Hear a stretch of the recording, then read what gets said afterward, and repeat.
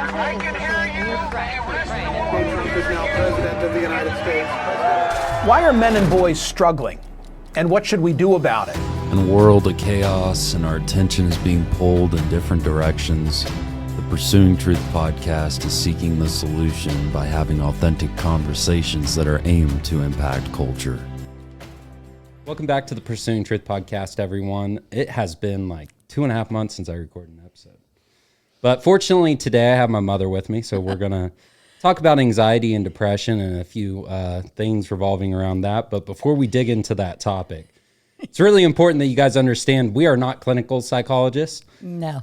My mom did not study psychology in college. I did not study psychology, so this is going to be a conversation from personal experience, so fairly subjective. And so there's going to be some things here that you're not going to agree with, which is totally natural. So Right. And I'd like to just add that I personally come with it with a Christian viewpoint. Yeah, me too. Because a lot of my anxiety, my depression has, I've had to work through my faith. Yeah. So I had a couple questions. Oh, yeah? And one of those was, Levi, have you ever struggled with depression and suicidal thoughts? Have you? Yeah. I knew you did. Yeah.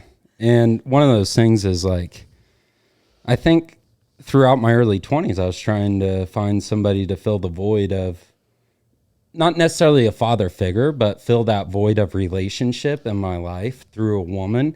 And so I became codependent of a woman in my life to give me fulfillment, to give me happiness. And I got to a place where I was like, 26, 27 years old after that relationship with the girl from California. I don't think it was just that. You don't think so? No. What do you think it was? I think part of it, too, was finding who you were. Yeah. Just as a person and where your value was. I think that part of growing up in a primarily female-dominated world. Or home. Or home. Yeah. I mean, well, your world in Yeah. home was primarily a female-dominated environment, that finding your manhood, per se, was a struggle for you. And finding your identity as a man was a struggle. And I think men in general, coming out of that, think that a woman's going to find that identity for you. Yeah. And it necessarily isn't going to be found in a woman. Yeah. So. And I agree with you, because one of the things I consistently say is that a man has to find his passion and his purpose. Mm-hmm. And he has to be driven towards that passion and purpose, irregardless if he has a woman there to support him. And that goes the same with a woman. Yeah. I mean, she's got to find her own identity, too, in herself, and that only comes through a relationship with Christ, I believe, to really be a complete whole person. Mm. And so I say 99.9% of all people come into adult life with that baggage. Which makes me think about, when I was in my early 20s, it was a lot easier to find a girlfriend. But why is that? It's because nobody at that age knew exactly where they wanted to be in 15, 20 years. Right. And now dating in my almost 30, and I'm dating early 30s women, is that they know where they want to be. And so therefore, where my goals and my passions, if those don't align with where she wants to be, it's not going to work out. And so there isn't this, what would you say, adventure. There isn't this adventure to navigate and find things out as we go through life together, it seems. Okay. It's like, and I'm coming at this with two full generations different. Yeah. I mean, because you have older siblings that are a generation, and then you're a generation. Right. So I'm 2 generations ahead of you. Yeah. In context. Yeah. And what I see in the world today, as far as society goes, the whole dating scene has totally flipped itself. Yeah. And is totally different, because I believe a lot of the cultural things that are going on in the world today has made dating very difficult. Like what? Women have become extremely independent. Marriage is not on the table a lot of times anymore because women can support themselves. Women can pursue their own desires and stuff. They don't need a man to do it anymore. Right. You know, and that gives them the ability to be a whole lot more selective than when they were in my generation. Right. You know, where you needed a man to provide, specifically financially, because it was much harder for you to move up maybe in the corporate ladder or whatever. And in my teens, it was just being introduced that we can go to college and we could have a career and stuff, but it was still getting married early, you know, and starting a family early. And now the majority of women aren't getting married until they're in their 30s, early 30s, and not having children until mid 30s and stuff. So I think that makes it a struggle there. I also think, honestly, online dating has really disrupted it because you can be talking to a guy over here and have another one over here. Same way with men. Yeah. Same difference. And so, and I think you always in the back of your mind go, oh, well, this guy over here might be better than this guy here. So you have all these selections out here. Right. It's like looking at a dessert table and going, ooh, I want a little of that and a little of that and a little of that and a little of that.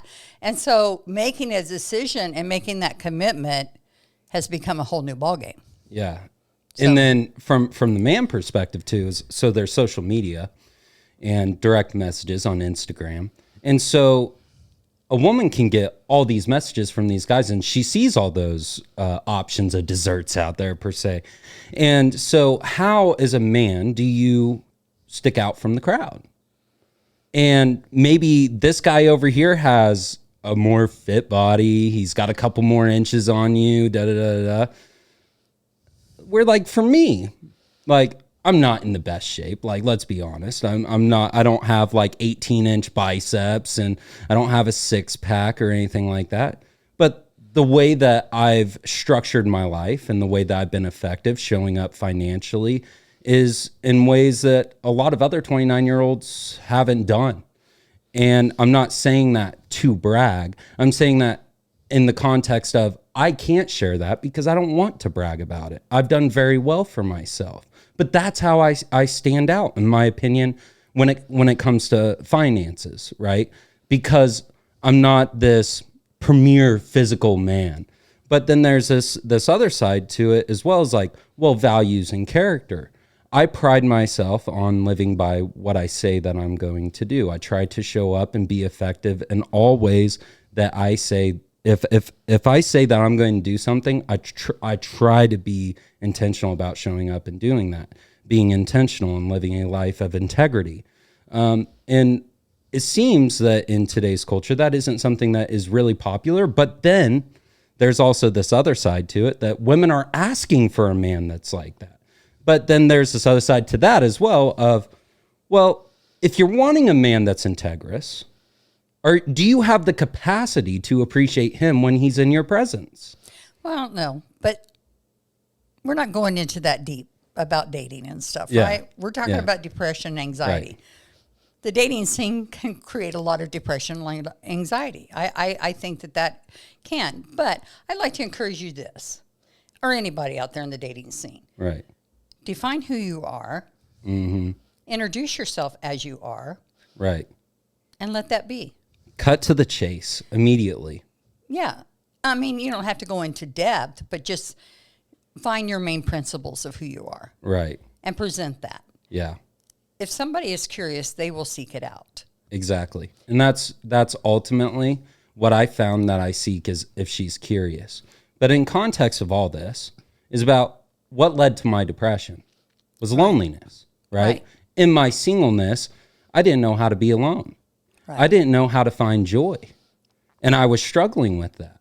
And I had to go through a lot of trial and error of discovering the things that I enjoyed and things that I didn't enjoy, things that I was good at and things that I was terrible at. And in doing so, for me personally, that ruined a lot of my relationships. Mm-hmm. That ruined relationships with some of my siblings because there's been conversations about some of my experiences that obviously here on the podcast is a one-ended conversation. And those experiences they shared with me, but they had a different perception of it than I did. which led to some and disagreements. I think we have to be very careful with that because everyone experiences their own anxiety and depression in a different form, in a different manner. And what experience that I had may be different than yours. You know, we talked about this. Some people will experience depression in a very withdrawing way. They pull back, they become recluse, they become silent, they become where they don't engage socially anymore or they don't reach out anymore. I myself was, people would call me an extrovert. I don't really think I'm a full extrovert because I like my solitude. Yeah. But my depression and anxiety came out in very angry, hurtful ways.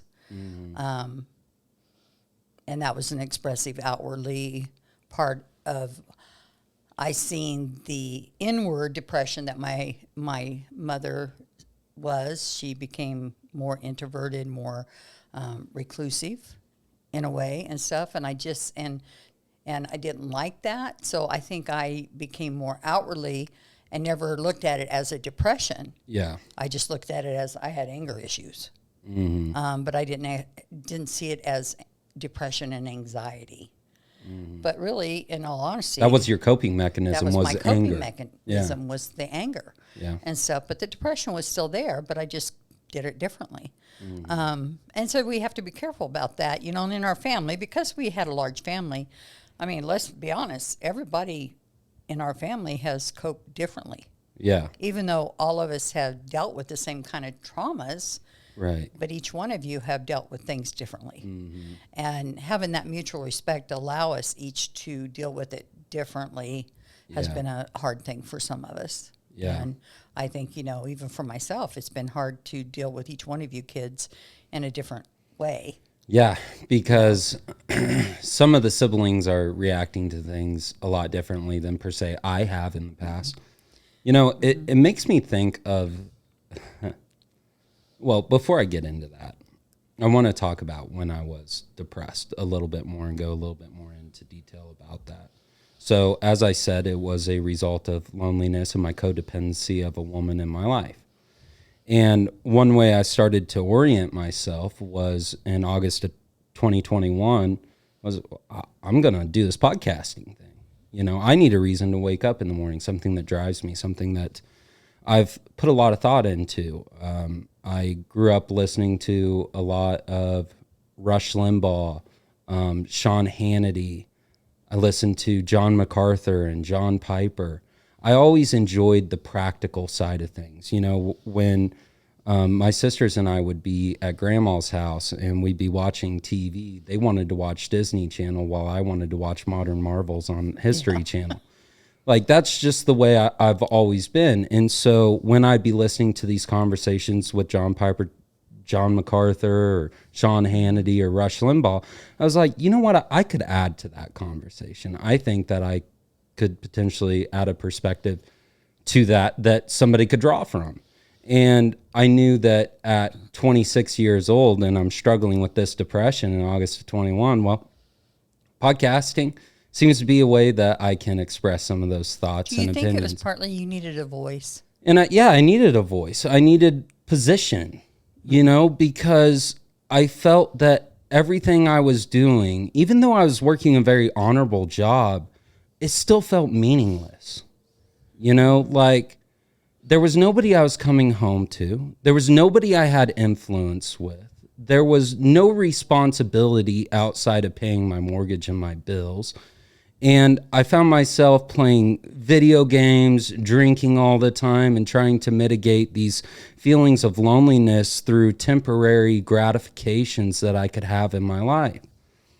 And I started the podcast, and it obviously wasn't taking off the way that I thought that it was going to. I remember Ryan and I started this dating series, Dating in the XYZ Generation.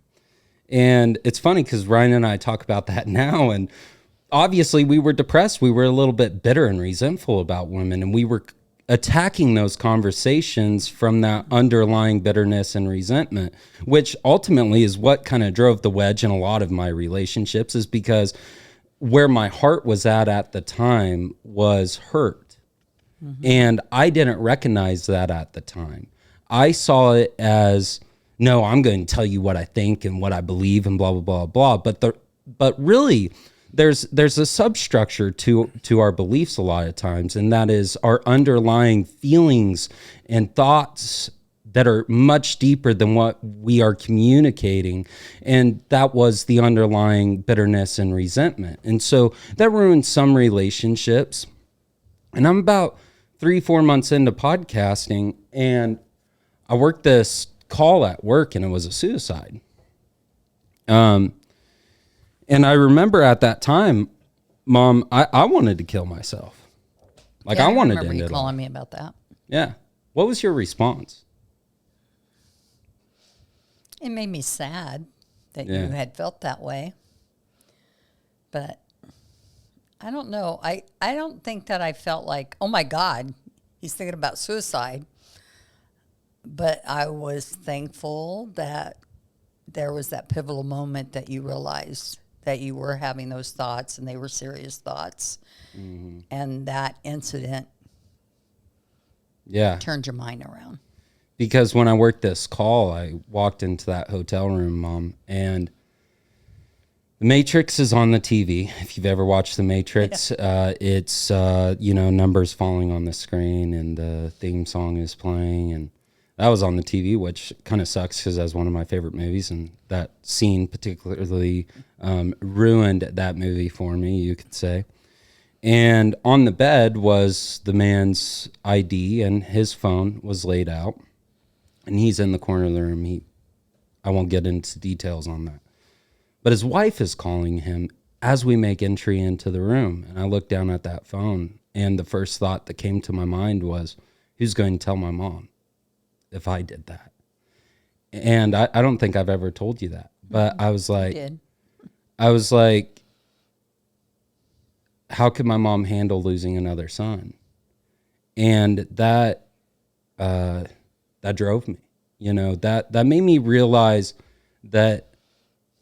Do you think it was kind of one of those first times you stepped outside of yourself? Yeah. Mm-hmm. Yeah. Like, my problems, although they're a result of my traumas, mm-hmm.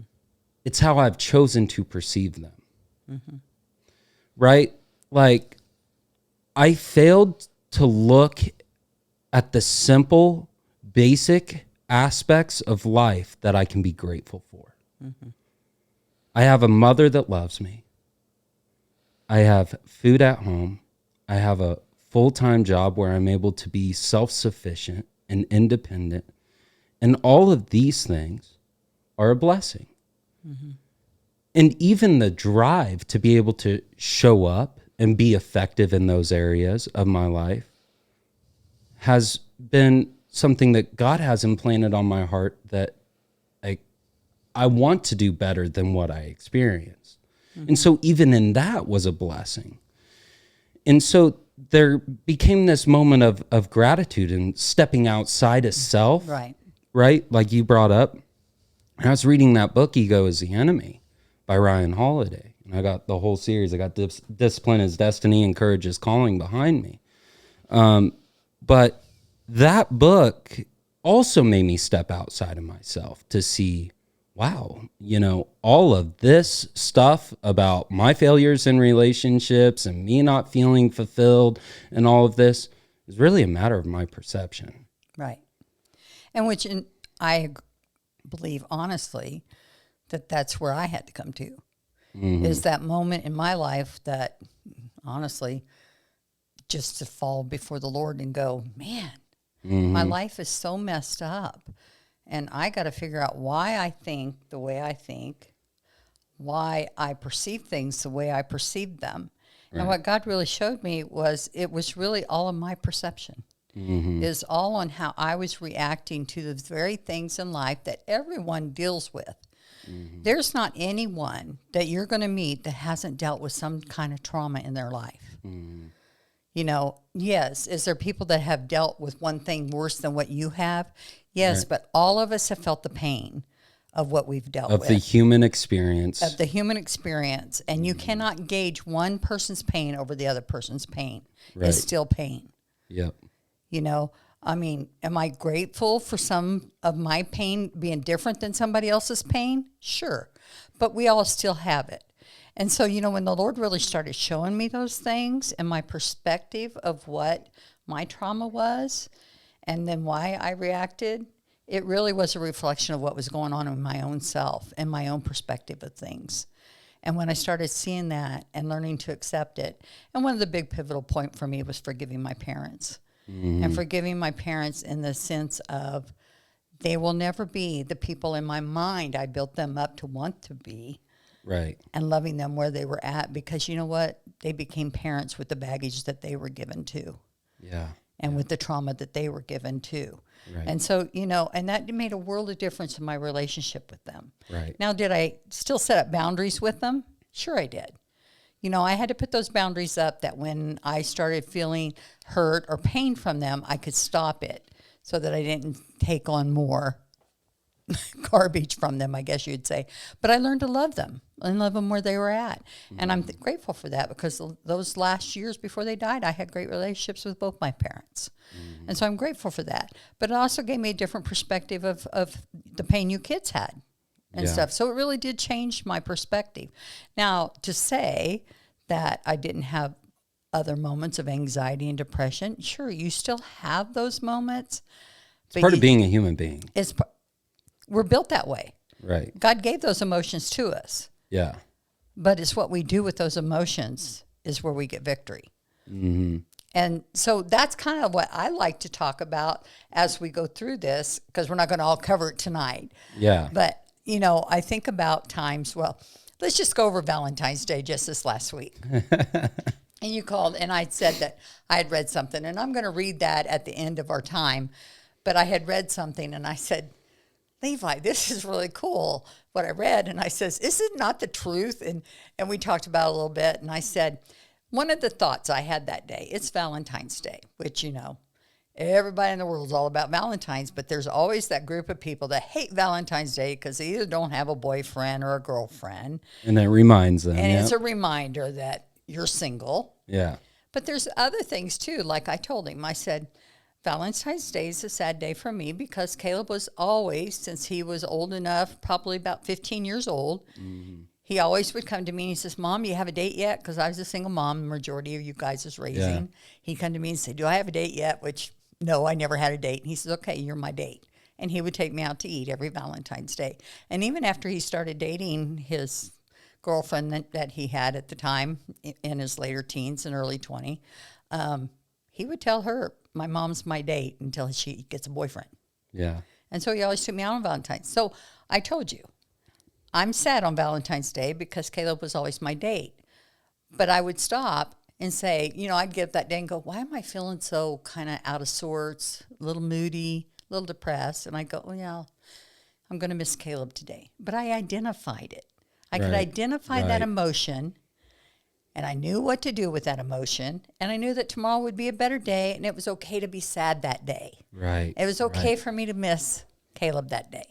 And so I think, you know, we talked about this, about how people have a hard time really digging in deep. Right. And figuring out what's going on inside there. And identifying, why do I feel the way I feel? Yeah. And instead, they just let that feeling boil and boil and boil and boil until that feeling takes over. It breaks them. And it breaks them. It's just like when you talked about your depression and your loneliness. It drove you to drinking in order to get past that feeling of loneliness. I don't have anybody here, nobody to support me, nobody to talk to. Drinking was always a good buddy. Yeah. And you found that drinking was a good mind-numbing drug, so you didn't have to think about it. And it was a feel-good thing, too. Which is what a lot of alcoholics, that's the reason why they're drinking, is to mitigate the underlying hurts and traumas from the past. Yeah, especially if you're doing it at home alone. And I'm not saying drinking, I'm not saying drinking is a bad thing. You can socially drink and have a good time, but when you're drinking to get drunk, Yeah. or drinking to resolve emotional feelings, or drinking to escape something, that's when you got a problem. Prime example is it's Friday. I had a stressful week. I just want to sit down with the boys and drink. Yeah. Yeah. That is because you're mitigating all of your stresses and putting it into that Friday night to drink. And ultimately, you're going to wake up Saturday morning and all of the stresses of life throughout the week are still there. Dad, you know, because he was an alcoholic, and I'd remember telling your dad when he'd wake up from a 3-day drunk, I says, well, did that resolve all your problems? No, you still got your problems. Exactly. The problems didn't go away. You didn't find any resolve to them. Mm-hmm. You know, so drinking was one of those. You talked about other things that you did to litigate that loneliness and stuff, but were they productive things? Right. You know, did you find ways to be productive in those things? You know, and I don't feel like necessarily TV watching's a productive thing. No. I know that when I would get the feeling like, poor little old me, I don't have a boyfriend, you know, I would watch Hallmark. Okay, girls, Nicholas Sparks movie, Hallmark movie, Rusty would always call women's porn because it'd always get them into this sappy mood of wanting a boyfriend, and you know, and this euphoria of a love story that is not really realistic. Mm-hmm. You know, and I found my mood would get all mopey and depressed about it.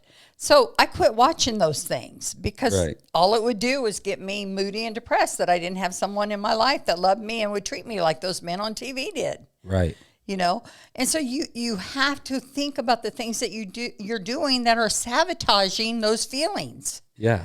You know, and I don't know that people really think about that. Right. You know?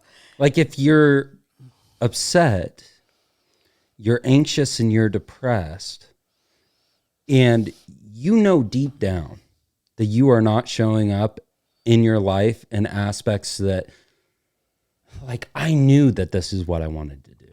I knew from a young age, I knew that I wanted to get into some type of broadcasting. And if I didn't show up and pursue that, I would have never set down video games. I would have never found my peace in being alone in my singleness. I would have never found what it feels like to receive a message of, wow, Levi, that message really impacted me. Do you think part of it, you know, I look back, you know, in your school years, you struggled with comprehension and reading. Mm-hmm. You struggled with processing what you read. Mm-hmm. You struggled in those language skills. Even though all along, I think you had the gift to speak. Mm-hmm. I remember your camp when you went to church camp when you were 10, 11 years old. Mm-hmm. It was the summer after Caleb passed away. And I remember CJ coming to me and said, man, Levi shared a testimony about God being a healer. And he talked about when his brother passed away. And he said, it was pretty powerful. Mm-hmm. He says, he's really got a gift to speak. Mm-hmm. But I think because you were labeled with that learning disability, it held you back. Yeah. Yeah. And yet you knew that you had that ability and stuff, but yet that held you back. Well, and the other thing about that is in school, you're learning secular things, right? Mm-hmm. At its foundation has no deep meaning. And losing a brother and the hardships of that I experienced as a child, things were deep. And all of these things I'm learning in school, I'm not really interested in because it doesn't give me any direction. Mm-hmm. It's just a way of learning maybe to contemplate what is deep and meaningful. And I don't know that that makes much sense, but there just isn't much meaning to it. And so there wasn't a drive in school to be successful in reading and comprehension of To Kill a Mockingbird. But then as I got older, I learned to appreciate stories, to understand narratives. And through understanding the narrative, then I began to understand what that story means and how it actually applies or can apply to my life. Mm-hmm. But when I was young, I didn't know how to take say the underlying narrative of To Kill a Mockingbird and how it could apply to my life, how it related Which to I think me. as a mom, I failed in those things because, well, I was just overwhelmed with just making the house work. Yeah. Just making everybody Yeah. do what they needed to do. I was a failure when it came to really focusing on your kids' schoolwork. Yeah.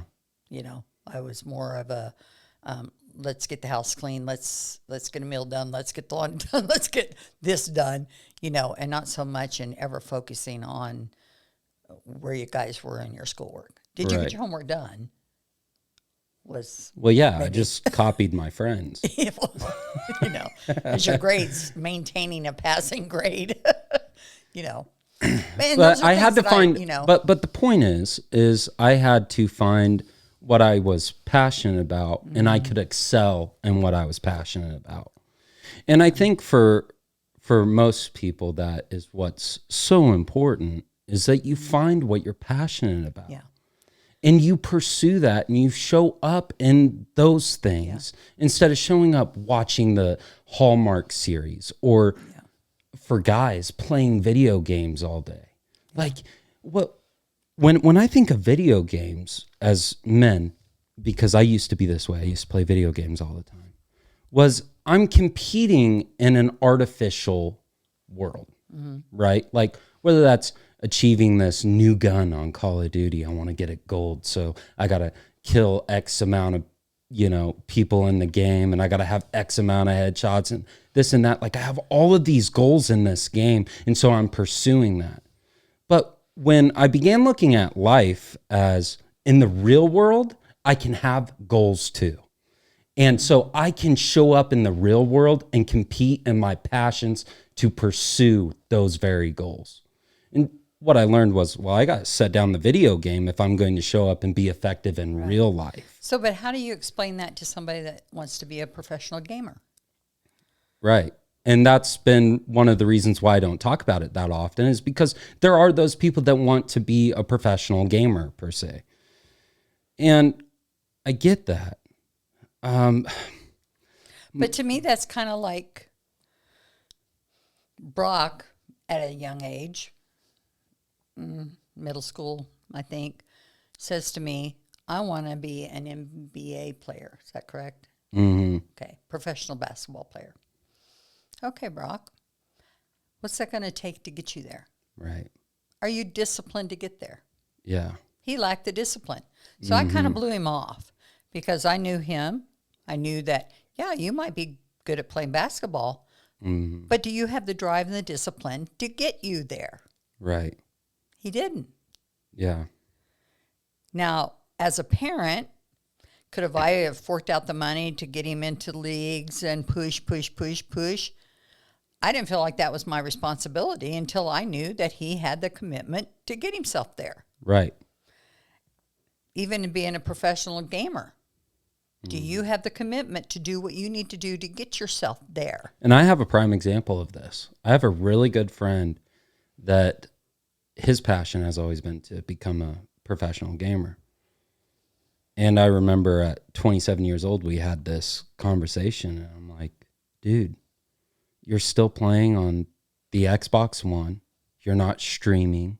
You don't have a computer where you're able to play these games in the capacity that it would take for you to be successful and be a professional gamer. You're not stepping up in these areas, and what you're actually doing is you're mitigating the responsibilities of you stepping up as an individual and contributing to society and maybe for your family and being a provider. You're mitigating them because you're chasing these dreams and this aspiration to become a professional gamer, but you're sacrificing becoming who you need to be in your life and being effective. Right.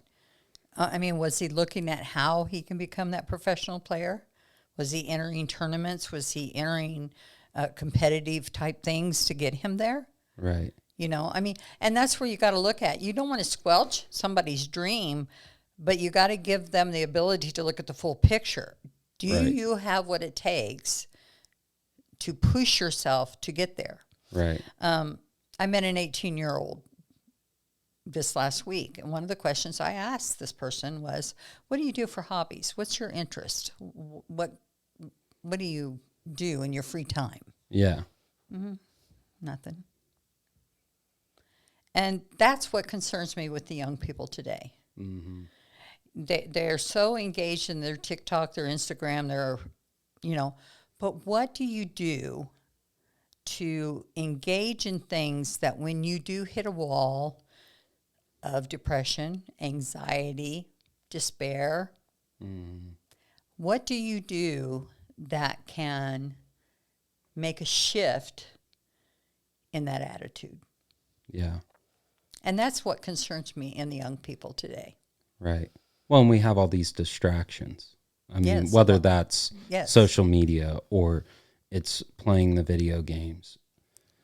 There comes a time where, and this is probably the benefit of seclusion, because there is a benefit to being secluded and not having any of those things to be distracted by, is you must dig deep and find what it is that drives you. And so I think, like, so many young people are just doing that. They're distracting themselves with all these things that the world provides instant gratification on, instead of really digging deep. And you talked about this in the aspect of, underlying traumas and, like, actually exposing why you feel the way you do. You must be able to pull it out from underneath the rug and have it exposed. Look, this is what, any counseling session I've ever been into, now I haven't been in many, but any of them is working through the processing, the emotions of that traumatic experience. You must be able to work through it. Therefore, Recognize it for what it is. Right. Therefore, you can't just brush it under the rug and keep moving forward. Like, you must deal with it. And that's what it means to deal with it, is to be able to define it, recognize it when it exposes itself, and be reminded in God's word about what he tells you, right? Right. Like, cast your anxieties and your depression upon me. Right. And I can't quote a specific Bible verse, but I know that that's the truth. Well, is to even rely like, on Christ in that. Even when, I want to say this gently, don't want to offend anyone in that sense, but some of the most heinous things, sexual abuse, probably is one of the ones I think of, probably the one that people deal with the hardest. And, and not that I haven't experienced that, not just personally, but even in, a couple of you kids, and teaching this, you were the object of that abuser. Yes. You were the object. It's not something you did. It is this person out here who was the perpetrator. It was this person out here who committed the crime. It was this person out here who is sick. It is this person out here who sinned, not you. Right. You were the object. Has no reflection on you as who you are. Right. And you need to separate that. Yeah. Just like what I taught you with your dad being an alcoholic. You are to love and respect him. But you don't have to deal with his words and his verbiage. That's when you walk away and go, that doesn't have to be on me. Right.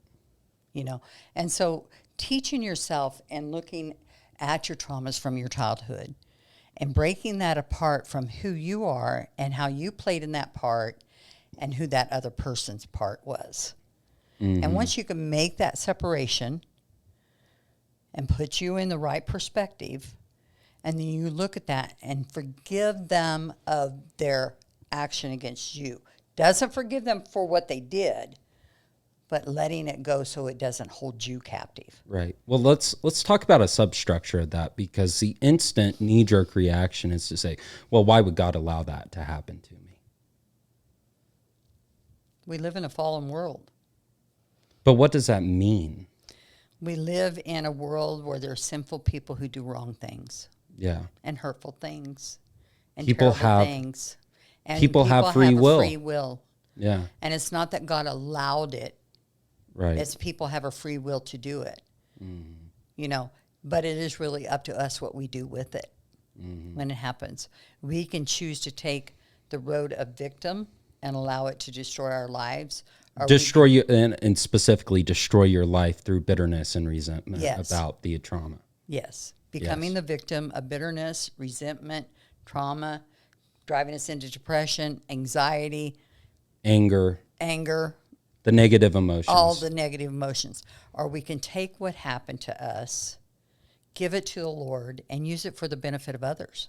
Yes, Which is exactly really what God wants us to do, is that we use that as a benefit to help someone else that may have gone through it, that needs somebody to pull them up out of it and say, you do not have to use this to define who you are. Exactly, which is the power of testimony. Yes.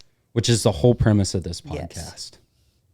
Is You know, to expose I often that, bring it said out. A long time ago, once I had worked through my stuff, I had said something to somebody, had said something to me, and kept saying something about you being a single mom and you're losing a son, and some of the things that had happened in my life and stuff like that.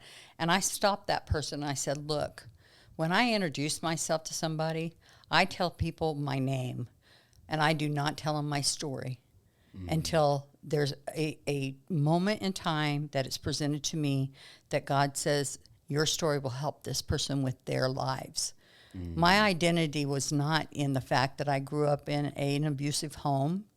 My identity was not in the fact that I was a single mom. My identity was not in the fact that I lost a child.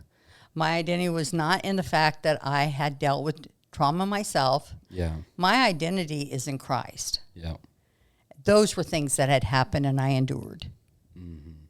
And those are things that Christ brought me through. Right. And so I don't like those identities on me. And I have victory over those things. And those things don't depress me today. Those things don't keep me down and in the muck and mire. I just don't allow it.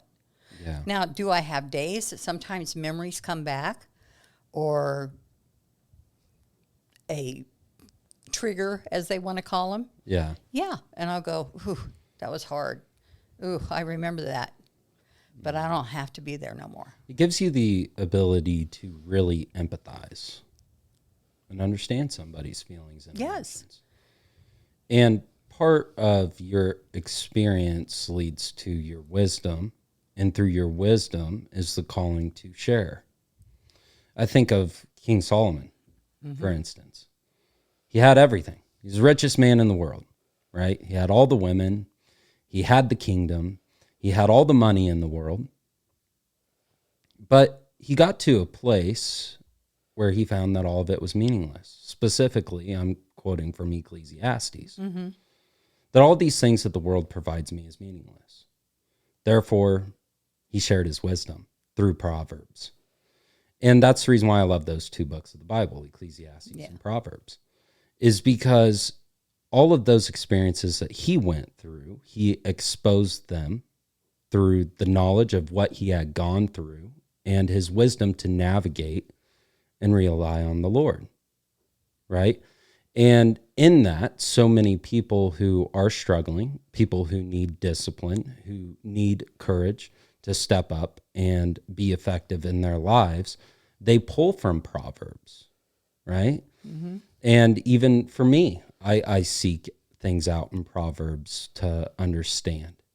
And I think that fundamentally is what is so important to pull from our experiences, is how does this relate with that person? And how can we empathize with them, develop a relationship with them, and inspire them to step up and be effective in ways that previously they had not been? Right. So, and I got to say, I've learned even new things. This last year has been a real struggle for me. Just dealing with some health issues and and with Ed and his dementia and stuff. And I just have to be honest with myself sometimes and say, today's a hard day and I just can't do this, kind of thing. And I probably have had moments where I don't say that I've been in a depression so much as it's been really frustrating for me. Frustrating not to do what I usually can do, limit on my strength and my ability. The frustration of that has made me a little irritable, probably more than anything else. But I've also, it's been a sweet time, just in a way, sweet time, I say, just being quiet with the Lord. Because I have a hard time being quiet with the Lord. I'm one of those people that I'm just a busy person. I like busy. I like doing. Yeah. And so just getting quiet with the Lord, But it's been a good season in that sense. But it's been a frustrating season. Well, and how do you find peace? How do you find peace in all that chaos that's swarming around you? In the Lord. I just got to take a deep breath every once in a while and go, this may be my new normal. And if this is my new normal, I have to learn a new way of finding that peace. I do. I mean, I just may never regain the strength that I used to have a year ago. Yeah. And if that's the case, then this is my new normal, and I've got to be okay with it and learn to adjust my life around it. And I think it's a matter of pride, too, to be able to say to my friends or to say to my church family or to say to you kids, not today. Because I like giving. I like of my time and energies. I mean, that's just who I am. Right. And I know that there's limitations, and I just have to be okay with it. And I'm learning that. And it's okay. I'll be okay. I may have frustrating days where I'm like at the end of my rope and I'm just like, can't. But, I'm just being real, and that's what life is about, be real. But I feel like I have to express it and I have to be real about it, or depression can creep in. And I think, for people that do deal with depression, yes, you need to express it, but you also need to find that outlet. You need to find that way to keep you from diving in and staying there too long. I'm a very big advocate of finding avenues to litigate things that keep you in that ugly spot. Perpetual motion. Yes, yes. Because I kind of, like I said, we're not doctors, and we're there's nothing professional about us. We're just here to talk about our own experiences and how we felt like God has just really walked us through a lot of things. And but I don't know where you're at, but I want to read this thing that this is the devotion that I've read and reread over the years. My book's falling apart, actually. It just struck me kind of funny because I had kind of been mulling about feeling a little down. I wouldn't say I was in a depressive mood, but just kind of feeling a little discouraged. I guess I would say not so much depression, just feeling discouraged. Now if I can find it. Oh, I did put a marker in there. I was smart one time. Spiritual dejection.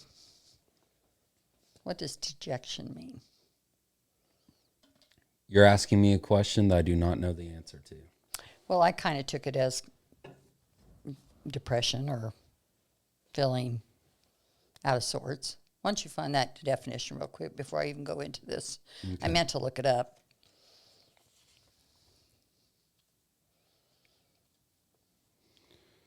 The feeling of being unhappy, disappointed, or without hope.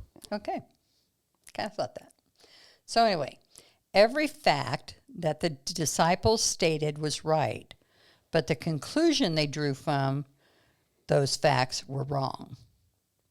And we're going to study about that a little bit in this next week or so, and we're going to talk about some of those decisions.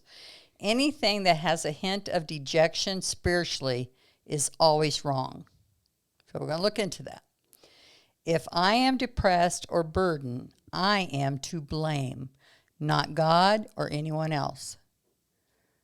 Goes back to perception, what we were talking about earlier. Yes. But that's a strong statement. It is, and it's harsh. Say, It's a punch. I am to blame if I'm depressed or burdened. I am, not anybody else. Yeah. Dejection stems from one of two sources. I have either satisfied a lust. Now, I thought that was a strange word to use. Mm-hmm. Or I have not had it satisfied. One or the other. Now, what can we classify as lust? Of course, in today's language, lust generally means sexual. Right. Or food. Yeah. But lust is really anything we desire. Prime example, again, going back to me sharing my experience, was I needed a woman because I was codependent. Mm-hmm. That lust hadn't been fulfilled. Yeah. Or that lust for that new piece of furniture.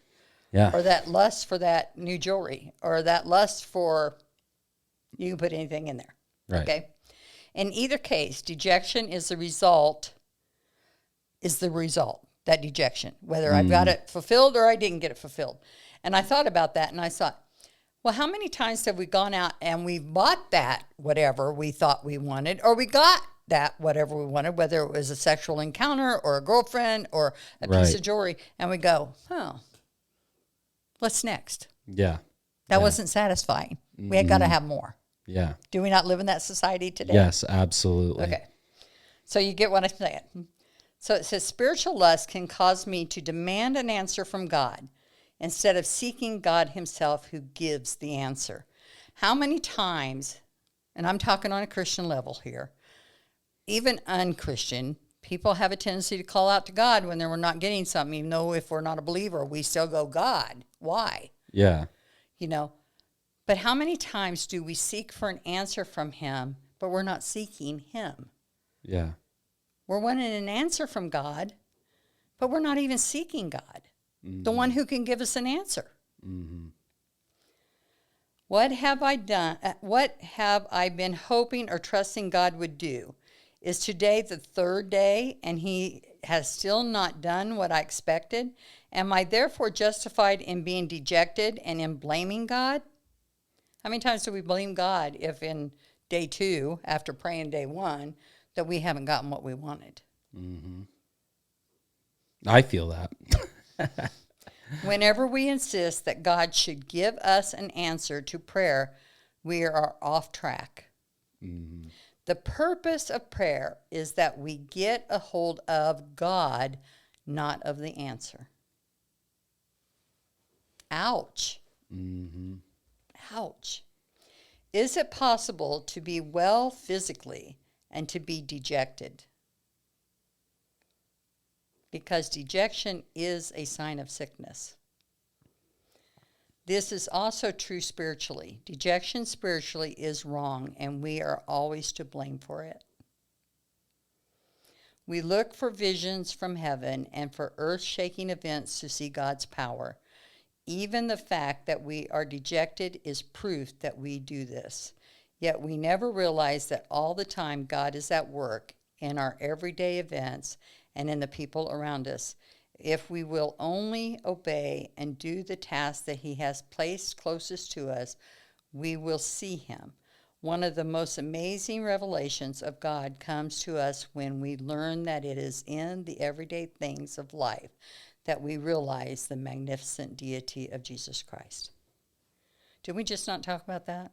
Yep. How ungrateful we are in just the little things. Mm-hmm. You seen a man kill himself and you thought, who's going to call my mom? Mm-hmm.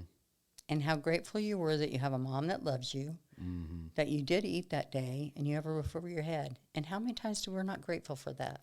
Exactly. We take so much for granted. And yet we're depressed. Why? Mm-hmm. Because that girl didn't like you? Right. That I didn't and get I that. know, and I share that because I know a lot of people are struggling the same way I was. Mm-hmm. And so when I encourage you, if you're feeling depressed or burdened or dejected, really examine where those feelings are coming from. What is the root of that feeling? Yeah. What are you disappointed over? Mm-hmm. I think that leaves us right at a good place. Yeah. To come back and I'd really revisit like to see this. people respond to this. I'd like to hear from people. Yes, please do. You know, kind of like open up your hearts to us. Let us know what you're dealing with. And let's talk about it. Yeah. Because I'd really like to maybe dig in a little deep and see where you're at. I mean, because if you're open to it and you send one of us a message, an email or a message on Facebook or something, we'll be happy to break that down. If you're open to it, we'll read that little piece of testimony and kind of break it down, provide some perspective from the areas where we've struggled. I mean, Mom was a single mom of 7, and I've had my experiences as a man. So there's many things that we can dig into from our experiences. And again, just got to say it again. We are not clinical psychologists. We haven't been to college for these topics that we're discussing, but rather we're coming at it from our walk with Christ and how we've navigated our own challenges in our life. And I just want to put a topper on this. We still haven't arrived. Right. We're not going to be perfect until the Lord comes for us. And I told Levi this the other day.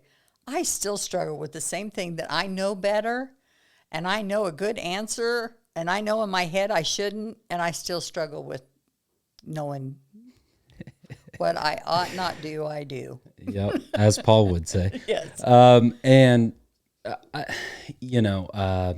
was I going to say? Yeah, and there's a lot of areas that I'm still not fully satisfied. I don't know that ever comes. I know, right? Exactly. I think to pull and to bring this whole conversation together really is about finding the gratitude in the little things that helps you navigate those feelings of anxiety and depression. I do have just one more question for you. Will asked me this question, or no, it was Tripp that asked me this question. How do you deal with somebody? How do you engage with somebody who is struggling with anxiety and depression? So on the reverse end of the spectrum, as opposed to how we're dealing with it internally, but how do the people around us, how should they engage with us? I would really start by just having a one-on-one with them and then dig in. Say, hey, I want to help you, but I need to know where it's coming from. There we go. Yes. Let's talk about where that's coming from. What is it you're dealing with? They have to be able to identify with it before you can ever even start growing out of it. If they don't know why they're feeling what they're feeling, you're not going to get victory over it. And with that being said, be genuinely curious. Yes. Don't go at it with a conclusion that you want to be the result of that conversation with them. Yeah, don't look like you're going to cure them or they're going to cure.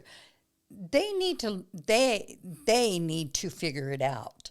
Right. Now, I would be hard pressed if I went to a friend and says, "Why are you dealing with?" I generally, and they have to know you care. Right. Right. I mean, you can't just go in there and go, "I don't know what your problem is, so what are you dealing with?" You know, kind of. They need to know you care. And I would say, can you help me understand what you're being depressed over? Is it something going on that I can help you with or something? But get them to open up. They may not know what it is, and you may have to dig a little deeper with them. Right. And say, is there a trauma going on, or did something happen, and make them, and you know, sometimes, and this is what's hard, and go with them to counseling. If they're, if I would if suggest they're open to that. If they're open to it.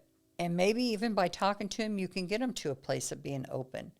But sometimes if there's been a childhood trauma, and they're afraid to go back there and revisit that, they need professional help.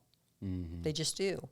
Yes. Don't hesitate to get don't professional hesitate help. to get them professional help. Of course, I lean to make sure they're Christian, because I believe that it has to come from a Christian. And I talk to people all the time that the realm of psychology and counselors is a lot of things in psychology, from my understanding, are fairly subjective. Yeah. And a lot of psychologists, and I'm not trying to knock the profession too much by saying this, a lot of the psychologists can't even deal with their own problems. Right. And they can make somebody more of a victim. Exactly. And we got to be careful of that, because there is recovery in Christ. There is. Exactly. But you got to generally care about them enough to say, I'm willing to walk with you, and let's figure it out, because I want victory in your life. Mm-hmm. And that's where I would start. I'd say. So that's dealing with depression specifically. Yes. Whereas anxiety is a bit different. Somebody's anxious about what the result may be of a certain situation. How do you deal with that? Now, say that to me again. How do you deal with somebody who's worried about the result of a certain situation in their life, which is anxiety? Are they anxious about a situation going on in their lives? Yeah. Or, maybe they're anxious about the test, or maybe they're anxious about the job and what the result may be of an interview or something like that. Okay. I view that kind of anxiety as not having control. Mm-hmm. That you're not, and I don't know if they're Christian or not. As a Christian, I would question, who do you trust? Yeah. Are you trusting the Lord, or are you trusting your own power? Because it is a matter of trust. Yeah. When that came saying that anxiety. If you're just anxious about, and if you really look at anxiety, it is bottom line an issue of trusting and being in control. Exactly. Yes. And so being gentle, I would give them scripture about that. Uh-huh. I think a key word you're missing here too is encourage them. Yes, encouraging them. And what this means to encourage, and this is what I do with my friends, is I'm going to tell you what I see in you, what your potential is, and what your strengths are. Yeah. But, bud, these are your weaknesses too. This is what I see. And so let's work on your weakness. Let's see how you can improve and step up in those areas where you're not capable of doing at the moment. If they're having an interview with a job, say, hey, let's do a mock interview. Exactly. Let's build up your confidence. Let's give you a trial error with it. Exactly. Do that. With Brock, because he deals with a lot of anxiety. A lot of times I'll say to Brock, Scripture says to take every thought captive. Yes. That means you can take that thought and you can put a rope around it and you can tie it up and bound it. And, just keep practicing that. And sometimes it's like, memorize that verse. Drill it in your head. And the whole time you're going in through that door, you're repeating that scripture in your mind. Right. But always be gentle and don't be accusatory. Exactly. Because it's very real to them. Yes. And don't give a blanket statement of, oh, it's not that big of a deal. Well, it's a big deal to them. Yes, it is. In your world and the way that you perceive things, it may not be a big deal to you, but it's a big deal to them. They're honestly struggling with it. So have some serious empathy. And the way that we practice empathy, in my opinion, is through curiosity, being genuinely curious, asking open-ended questions where they tell their story and get it off their chest. Now, I'll be honest with you in this case. For those seasoned Christians, people that I know that have been a Christian for a long period of their life, and they are still struggling with some issues, I'm kind of confrontational with them. I'm kind of like, you say you trust the Lord. Who are you trusting here? Right. Who are you relying on? Who are you giving this to? Because God doesn't want us to live in that. Right. He wants us to be free from that. And if we're going to have freedom from that, we got to give it to him and walk away and leave it there. Yes. I mean, I'm not saying we don't maybe have to take it to the altar every time. But I said every time you pick it back up and take it, you're just re-crucifying Christ, as far as I'm concerned. Exactly. So I get a little testy with some of my friends when I see them pick that back up. And and you take have care of that me. relationship Yes. with them Yeah, to but be you able have to have be that testy. relationship, you know? Right. Yeah, you do have to have that relationship, you know. Well, I hope that you guys pulled something from this conversation. There's obviously a lot that we're going to be able to pull from and dig into in future episodes. And it was a good time. So thank you for coming over, Mom. I appreciate it. And I didn't tell you guys her name when we started. I was rusty, you know. It's been 2.5 months. So her name is Kim Maddern. You can look her up on Facebook and shoot her a message. I'm sure she's open to that if you have some questions. And I'll leave, maybe I can leave your email in the bio if you're open to that. But my email will be there. My Instagram will be there. TikTok's there. I have all the inboxes open for you guys to message me, ask questions, share your testimony, and let's dig into these things because I think that this will be very beneficial and helpful for some of you. And obviously some of my experiences and the way that I perceive them or the way that Mom perceives them is going to be different than the way that you perceive them. And nothing will shock me. Right. But remain curious, remain encouraging, and remain in a position of gratitude ultimately. Always. Always. All right, with that being said, you guys make sure that you leave a Apple Podcast rating and review. Leave a rating over on Spotify. Subscribe on YouTube. And you guys have a great rest of your week. And God bless.